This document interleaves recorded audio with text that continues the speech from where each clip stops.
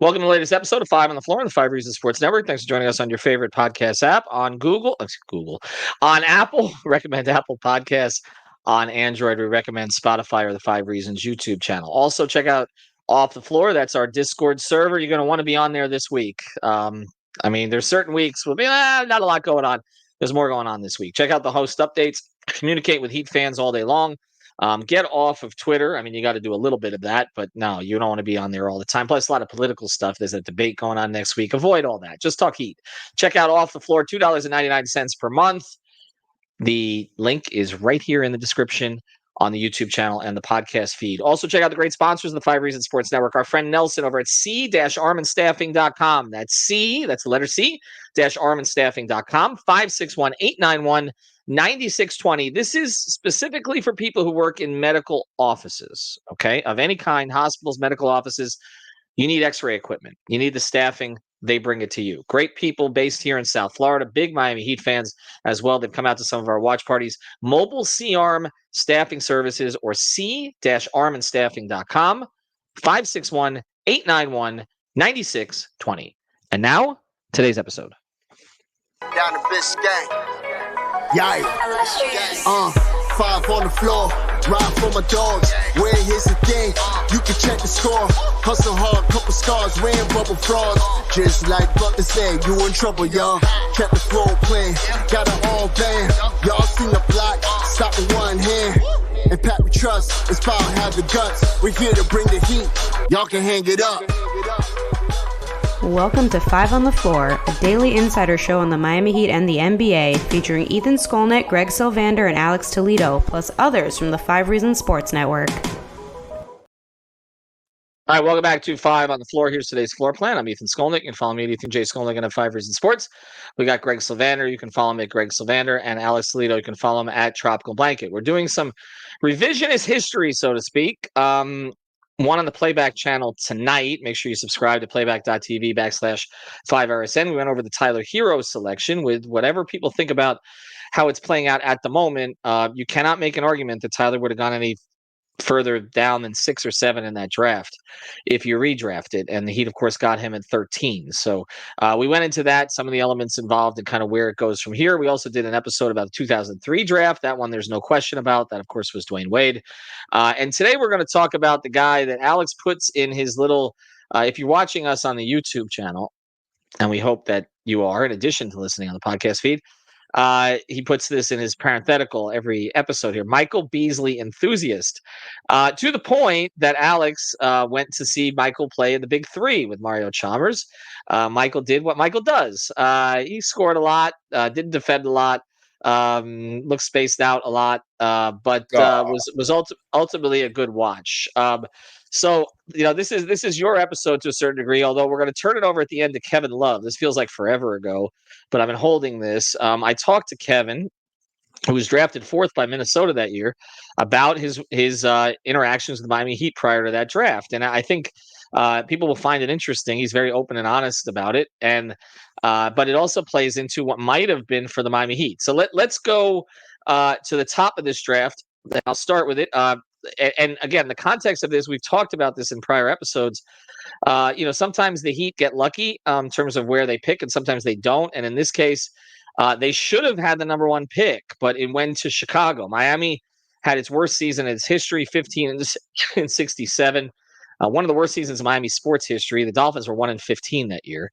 And so they were 15-67, and so they were lined up to get Derrick Rose.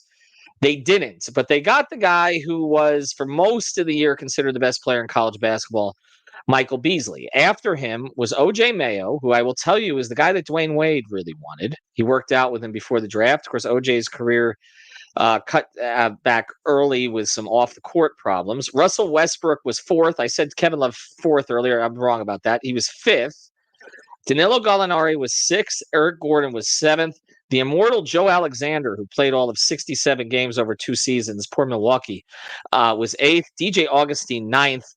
Brooke Lopez was 10th. And then you had some other guys like Jared Bayless, Jason Thompson, Brandon Rush, Anthony Randolph, Robin Lopez, Maurice Spates, and then Roy Hibbert who I remember, or my friend Troy Stradford, who played for the Dolphins. I hosted a radio show with him. He was pushing for the Heat to take Hibbert, literally at 2, which I'll never understand that from Troy. Although he turned out better than some of the other players. Greg, who did you want before the draft? This was a slam dunk Michael Beasley draft. I mean, I don't think anyone can look back and say, "Oh, we wish we would have taken Russ or K-Love." I mean, I guess that those cases can be made today, but I remember back during the draft cycle, it felt like not a bad consolation prize when you got the second pick and you were going to get Mike Beasley. I felt like that he was going to be kind of Carlos Boozer meets Carmelo Anthony, and it just didn't unfold that way. But I thought at that time, the Heat shouldn't be ridiculed for the pick. He was the guy the whole time. All right, I'm going to give a little context of this because I was at the Michael Beasley introduction. They did it in the main arena. It was a big deal. Like they did it in the main bowl. And I remember Randy Funn was the general manager at the time. For those who are not familiar, Randy had been a GM and a coach with the Lakers, had been kind of Pat's right hand for a long time. We probably should have gotten Randy on the podcast for this because I stay sort of tangentially in touch with Randy, but he really wanted Beasley. I mean, he really wanted Beasley. Like it came across when we talked to him at that presser on the side, he couldn't stop gushing about him. And again, there was no reason to doubt it because of what we'd seen on the court. He was the best player in college basketball. Derrick Rose was the highest upside prospect. And of course, Mario Chalmers beat Derrick Rose in that final. And Mario will always remind you. But Michael was the top prospect to the point that it was such a big deal that I went up to Summer League in Orlando that year when they still had it in Orlando. I wish it was still there. And I always remember Beasley's first game because there was no limit on fouls. So he was playing against a guy named Sean Williams. Not the Sean Williams that played for the Heat with the H in his name, but Sean, who was he was a pretty decent big guy prospect, but kind of a space cadet himself. And Bees committed, I think, 12 fouls in that game and missed 12 shots or something like that. They just kept letting him play. And Rio actually outplayed Beasley in that game, and it was kind of a precursor of some things that came. But I can tell you, from the fan perspective, there was no question about this. I can tell you as I go to Alex here, from inside the building, there was some question.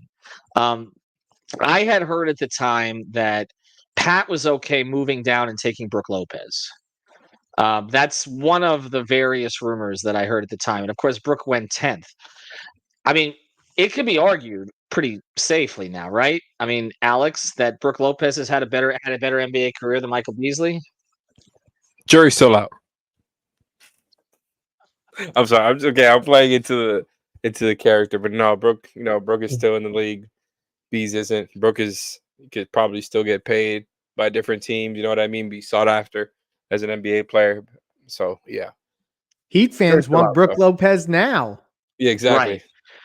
Right. Well, I'll just tell you that from a games played perspective, Michael Beasley is 22nd in that class. Mario Chalmers was 21st. Oh wow! And now Bees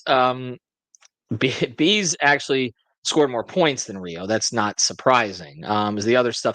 And actually, if you just looked at Beasley's numbers on paper, his career splits were 47, 35, 76. I mean, not bad at all. Average 12 minutes, 12.4 points in 22.8 minutes, 4.7 rebounds, 1.3 assists. That was never his strong suit. And of course, the defense. And he did play 11 seasons, although some of those seasons were kind of truncated towards the end. I'll just give you the games played leaders from that draft. Russ, DeAndre Jordan, who was drafted 35th. It's a good draft, by the way. Nicholas Batum, third. He just hurt to Heat. Brook Lopez, Robin Lopez, drafted 15th, fifth in games. DJ Augustine, 6th in games. Goran Dragic, drafted 45th by San Antonio, imagine if he played for the Spurs, because he was kind of a Manu type. 7th in games. And then Love, Ibaka, George Hill, JaVale McGee, Eric Gordon, who's still playing, Courtney Lee, really Gallinari. Really strong draft. Derrick Rose, 15th in games, still bouncing around. God knows what would have been with him. Spates, Bamute, Costa Kufos, Roy Hibbert, Ryan Anderson, Mario Chalmers, Michael Beasley. I mean, it was a very strong draft. For real. And to pivot back on Bees here a little bit, they tried to make him a starter right away, Greg. Like they gave Mario the starting job, and he played all 82.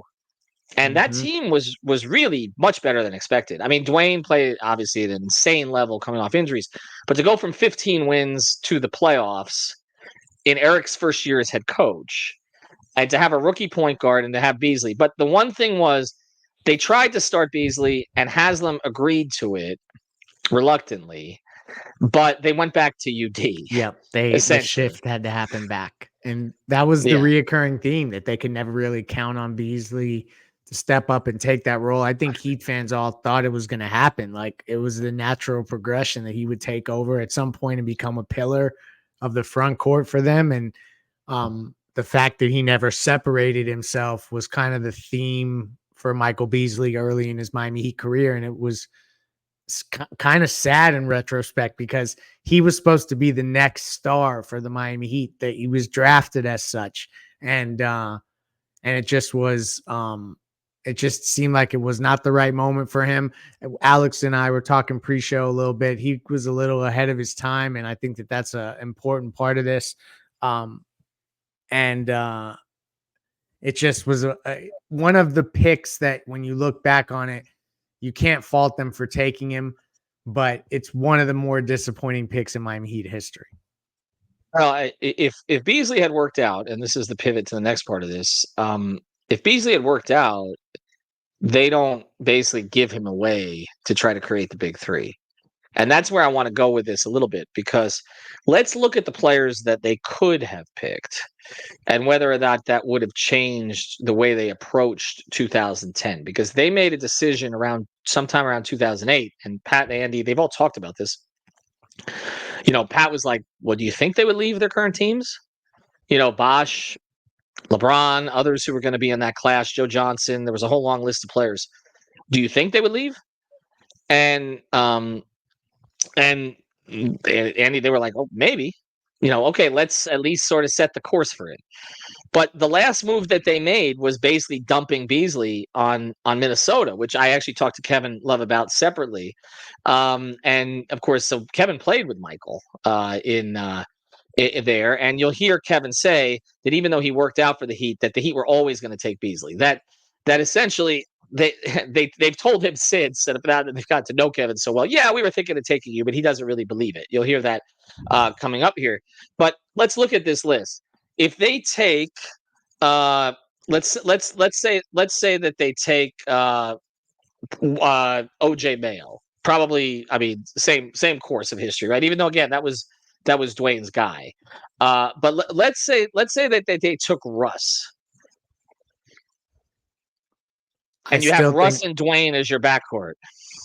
Well, let's also clarify though, and maybe I'm wrong, but didn't trading Beasley enable them to bring Mike Miller and Udonis Haslem in? They had the space to do the three maxes. This is more maybe about right. Would it have been Haslem or Miller that would have came? And I think Westbrook, you could have made the case, would have stuck fine, and Kevin Love as well. It's just Beasley was overlapping with LeBron and Bosh in ways that just was never going to work. So I think that's something to consider at least. No, as they draft Westbrook, and they have Westbrook and Wade. First thing, does Russ become Russ? That's maybe the most dynamic athletic backcourt in NBA history. Although the shooting would have been a little shaky there. How does that even look? Like if it's Westbrook and Wade as your backcourt, because they were going to take Rose, Rose and Westbrook in terms of athleticism at that point. I mean, Russ was another level, but Derek was pretty damn athletic at that point. Yeah, I mean, it would have been a similar type of thing because like you're basically, giving way to somebody who you're going to be considering to be like a high usage star alongside Dwayne for you at that time. So I think it would have been interesting to see how that would have worked. I don't think that would have stopped them from pursuing the big three. Like Leif said, they probably just would have, made it a priority to keep them and probably not get either one of those guys between UD and Mike Miller, or maybe perhaps both of them. I don't remember exactly what the financial situation was in 2010, but I remember that was that was the case. Like you had to move Bees if you wanted to get those vets. And I mean, honestly, I think you could have made a case that Bees could have been like a productive player for you for the big three, but at that time it was like you're so bare when it comes to like rotation players that you just wanted vets who you knew would fit in nicely. And I guess like that was the thinking. Whereas like maybe now, and you know, he like I know he wasn't a star right out the gate or anything, but those first couple of years, he did show a lot as far as like, okay, he can score on an NBA level. And he wasn't necessarily on a superstar pathway or anything like that. But I think, you know, like somebody on that, like with those first 2 years where he was productive as a scorer, if this was happening nowadays, like that young player, if you had the chance to keep him while maneuvering for this big three, that the team probably keeps him now. It's like, oh yeah, we're gonna hold on to this young asset and just, you know. So I think you can make a case for that, but I think regardless, no matter who they would have drafted, it doesn't get in the way of the big three stuff, you know. And but man, Beasley at the time though, like I was looking back to remind myself on his college, like his college numbers, and as a freshman, he averaged 26 and 12. It's Yeah. absolutely insane. Like he was dominant. He had all the measurables with like being whatever he was, like 6'9" with the big hands and the long arms, pretty athletic, just a dominant, Well, natural, pure scorer. Like you know who his closest comp was at the time, particularly in what he did his first year, although they didn't cash in with Melo. a title, was Carmelo. Yeah. That Carmelo, when he did the 1 year in Syracuse with the gaudy numbers, the ease of which he scored. The difference, I think there are two differences between Carmelo and Beasley that separated the two of them. One of them was Carmelo was functional on defense. He wasn't great, but he was functional. And the other thing was just court awareness. Like that's just, I mean, I don't know any other way to put it, but it was just Carmelo had higher basketball IQ, basically. And professionalism. Right, that plays in with it, and I think that's where they got tired of dealing with some of the stuff, which honestly, the Heat organization as it is now might have coped with it a little more. I'll say the other thing on Bees is just everybody liked being around him. Like that was not the problem. Like I'll even remember, like even when LeBron brought him in and they developed a friendship, and then I remember I covered. Remember they brought Beasley back the year after LeBron left, along with his college teammate Henry Walker. And I'll always remember I was in the locker room in Atlanta because I was covering the Cavs that year, and LeBron was on his phone watching Beasley step out of bounds at the end of the game.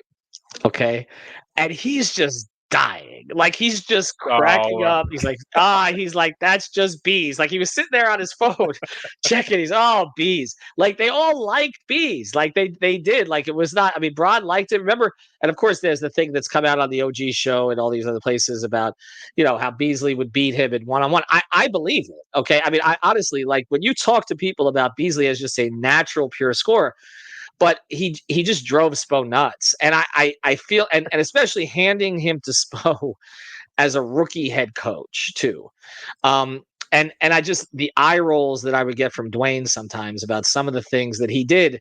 And then they replicated it with Whiteside a few years later, right? Like, and it's just, it just has a short shelf life in the organization. That's the thing. Like they'd rather get like, and I know that this bothers some Heat fans who just want the upside talent plays, but they'd rather get like a Rodney Magruder who they know is going to be in the right damn place than deal. I mean, am I right, Greg? They'd rather get a Haywood Highsmith, right? Like they'd rather. That's You know, a better that's example. Yeah. Oh, okay. but to Or be fair, but like even like a 36-year-old Andre Iguodala. Like that's you know, where they know the guy knows what he's doing out there. Proven those commodity. aren't drafted players, though. You know what I mean? Like, you know, Beasley is the exact opposite of what you're talking about. Like they just went all in for talent.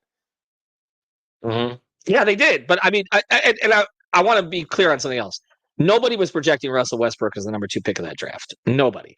I remember we were talking about this with Leif. I was saying this to Leif pre-show. Like, wasn't he considered a reach kind of at 4? He was a reach. Yeah, he was a reach even with the athleticism, because honestly at UCLA he didn't really play pure point.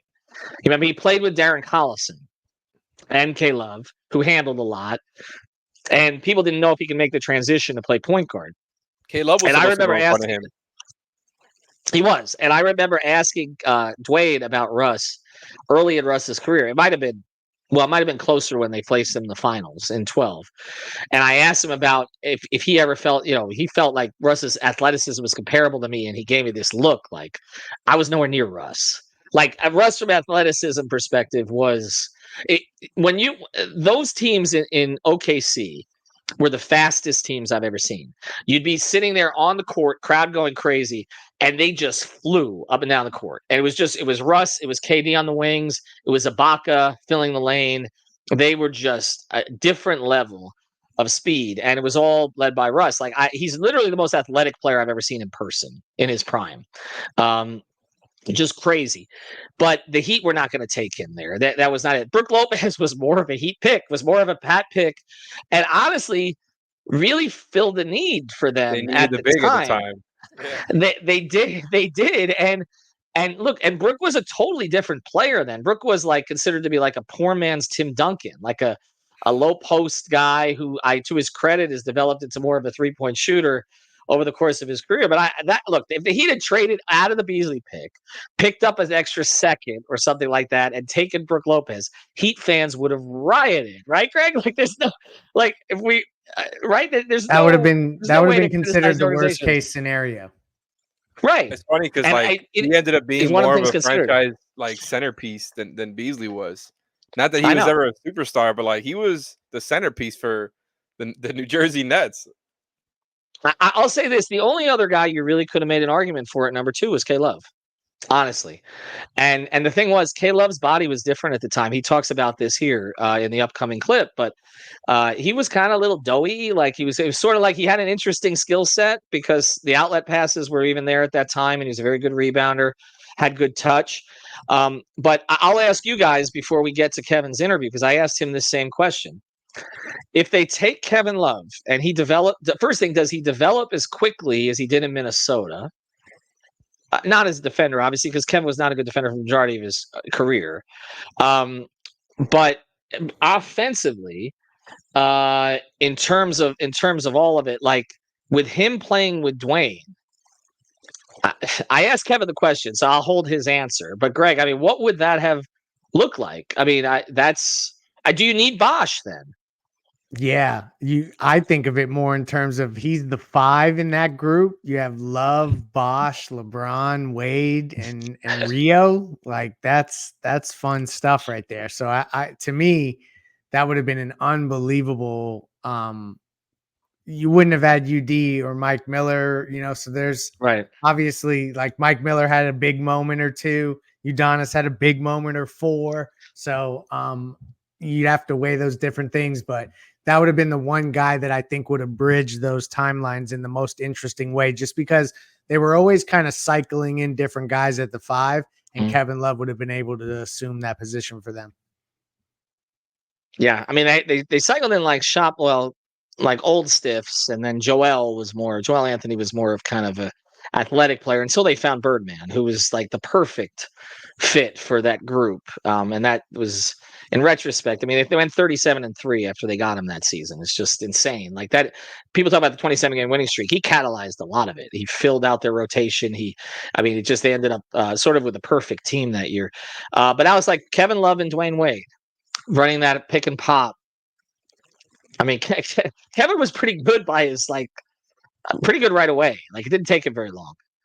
Yeah, I think that would have been a nice little, dynamic duo there. And, there's some of the same kind of things when you look at, the way that Love and Beasley like to play. Not that they're a similar type of player, but as far as like they both like to face up, they both like to play on the block.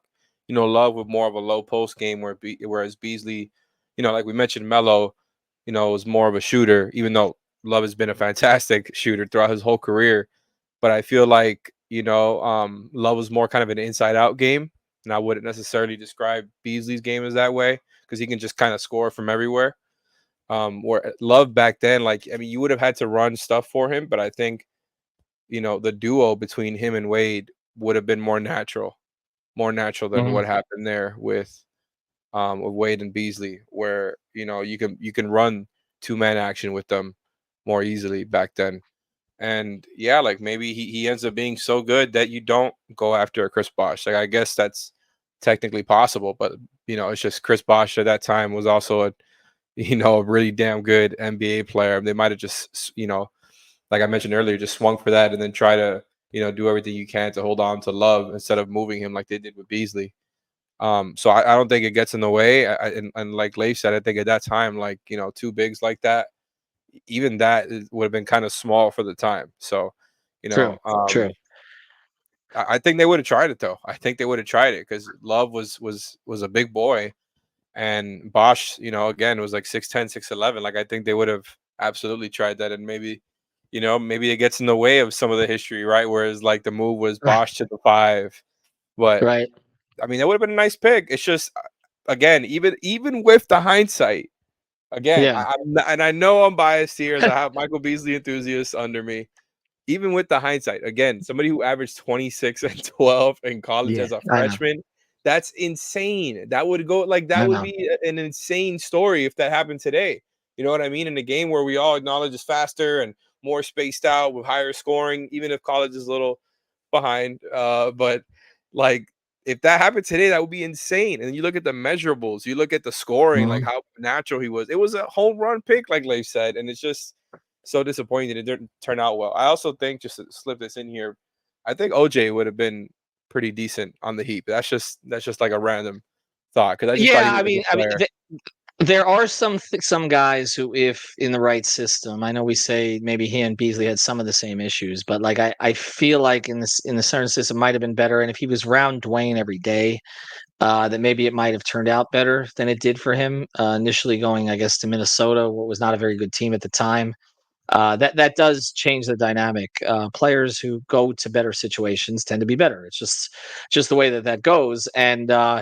And yeah, I mean, I think the Mayo story is kind of disappointing because there was so much. There was a lot of hype with him too. I mean, again, there was a lot of hype with a lot of these guys. OJ Mayo was considered the best player in high school that year, and actually Beasley passed him that year. And then Rose was considered the guy kind of jumped out. I remember Rose being on the cover of ESPN magazine before his freshman season. So there was hype, but it felt like Beasley again emerged as the best player. And again, it's hard to make the argument against it. It was just pretty clear after about a year they were tired of it. That was the thing. And there was some off the court stuff that never got reported that Pat had to deal with, and it was a lot. And again, it was never a thing where they thought the guy was a bad person. I've never heard that about Bees. It was just concentration, focus, and some other off the court stuff that kind of played into it, and that was more of the frustration. All right, but someone who hasn't had an issue with concentration and focus, Kevin Love, got a chance to speak to him.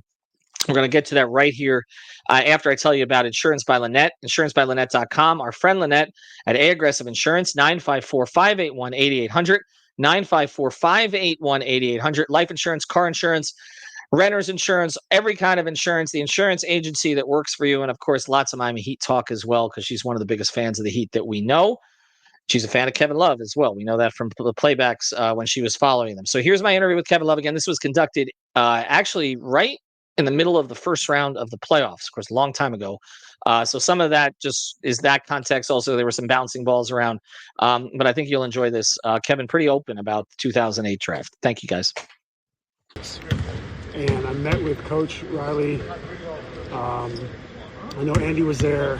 A few others were there as well. I think I met them at the Beverly Wilshire Hotel. So I went through my interview process. Obviously, Coach Riley, my dad played with him for the Lakers and knew him for a long time. Still knows him. But I remember I worked out at UCLA on the floor. There was just me. The guy I was working out with for the draft was there, and that was probably one of my hardest workouts because I think Coach Riley wanted to see what I was made of. What did he do to you? Put me through the ringer. Everything was half court, full court. He was testing, my brain, but also condition-wise, kind of seeing where I was at, what I was made of. And I appreciated that because I played for Ben Howland, so we didn't play around. We didn't play around, but he wanted. I think he wanted me to know that there's levels to this stuff. What was your conditioning like then compared to now, like this moment? I mean, I was probably the best condition of my life when I was playing 38 minutes a night or 35 minutes a night when I was in Minnesota. And then when I got to Cleveland, I was more on the perimeter, but still getting up and down. I think naturally when you are playing, I think I played about 17 minutes a night, 16. this year, so like I have to do a little bit extra, and always available and ready to play 30. But that keeps me in better condition to play that 15 to 20 minutes, that sweet spot. But definitely,